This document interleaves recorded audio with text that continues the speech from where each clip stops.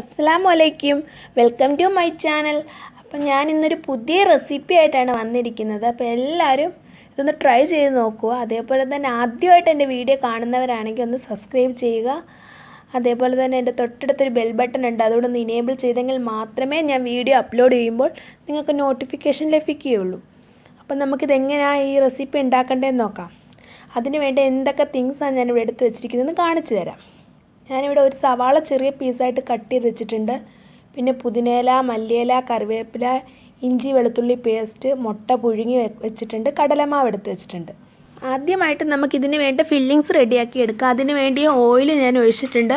Oil heat ആകുമ്പോൾ കടുക് പൊട്ടിക്കാം. അതിനുശേഷം നമുക്ക് ഒരു സവാള ഞാൻ ചെറിയ പീസായിട്ട് കട്ട് ചെയ്ത് വെച്ചിട്ടുണ്ട്, അത് നമുക്കിതിനകത്തോട്ട് ചേർത്ത് കൊടുക്കാം. അതിൻ്റെ കൂടെ നമുക്ക് കറിവേപ്പിലയും പുതിനയിലയും മല്ലിയിലയൊക്കെ ചേർത്ത് നന്നായിട്ടൊന്ന് വഴറ്റിയെടുക്കാം. ഇഞ്ചി വെളുത്തുള്ളി പേസ്റ്റിൻ്റെ കൂടെ ഞാനൊരു 2 പച്ചമുളക് കൂടി ഇട്ട് ചതച്ചെടുത്തിട്ടുണ്ട്.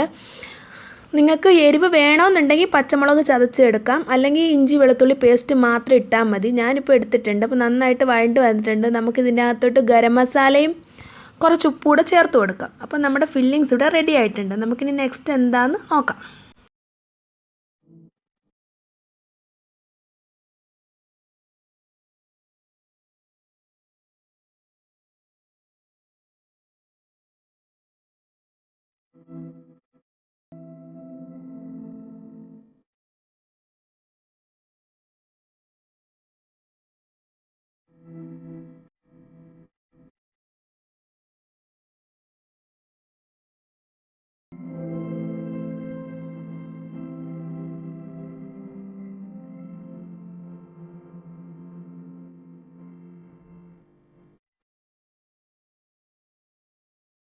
നമ്മുടെ മസാല അവിടെ ഇരുന്ന് തണുക്കട്ടെ. ആ സമയം നമുക്ക് മാവ് റെഡിയാക്കി എടുക്കാം. അതിനുവേണ്ടി ഞാൻ 1 കപ്പ് കടലമാവും 1 സ്പൂൺ അരിപ്പൊടിയുമാണ് ചേർക്കുന്നത്. അതിൻ്റെ കൂടെ കുറച്ച് മഞ്ഞൾപ്പൊടിയും ആവശ്യത്തിന് ഉപ്പും ആവശ്യത്തിന് മുളക് പൊടിയും പിന്നെ വെള്ളം ഒഴിച്ച് നന്നായിട്ടൊന്ന് മിക്സ് ചെയ്തെടുക്കുന്നുണ്ട്.